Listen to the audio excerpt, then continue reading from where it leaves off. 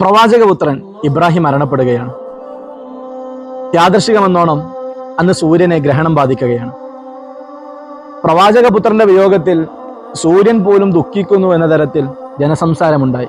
ഇത്തരം അന്ധവിശ്വാസങ്ങളുടെയും വസ്തുതാവിരുദ്ധമായ വാചകങ്ങളുടെയും വേരറുത്തുകൊണ്ട് പ്രവാചകൻ പറയുകയാണ്, ഇന്ന ശംസ വൽ ഖമറ ആയത്താനി മിൻ ആയാത്തില്ല.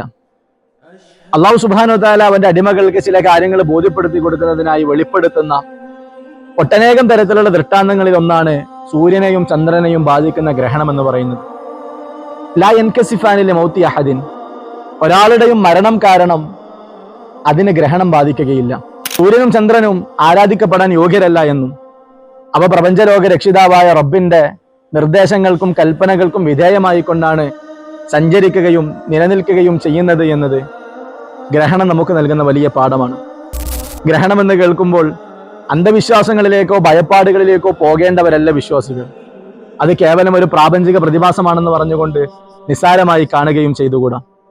ലോകത്തിന്റെ രക്ഷിതാവായ റബ്ബിന്റെ ശിക്ഷാ നടപടികളെ സംബന്ധിച്ച് കൃത്യമായി കൊണ്ട് ബോധമുള്ളവരായി തീരാനും അള്ളാഹുവിനെ ധാരാളമായി സ്മരിക്കാനും ഇസ്തിഗ്ഫാറുകളും പ്രാർത്ഥനകളും വർദ്ധിപ്പിക്കാനും നമുക്ക് കഴിയേണ്ടതുണ്ട്. ഗ്രഹണം ആരംഭിക്കുന്നത് മുതൽ അത് അവസാനിക്കുന്നത് വരെ സുദീർഘമായി ഖുർആൻ പാരായണം ചെയ്ത് ദീർഘമേറിയ റുകൂഉകളും സുജൂദുകളും അടങ്ങിയ നമസ്കാരം നിർവഹിക്കുക എന്നത് പ്രവാചകന്റെ ചര്യയിൽപ്പെട്ടതാണ്.